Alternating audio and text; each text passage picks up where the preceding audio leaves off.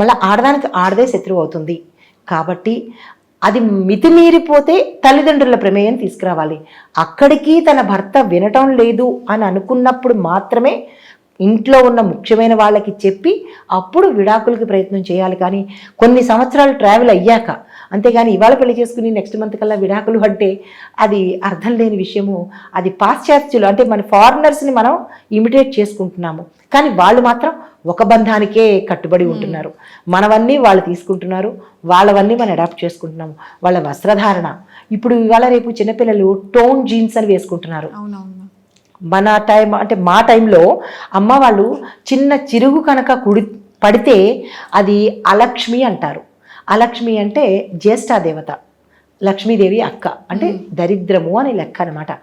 దాన్ని కుట్టేవారు, లేదు అంటే కనుక బయటనే పారేసేవారు. ఇప్పుడు ఏం చేస్తున్నారు అంటే అవి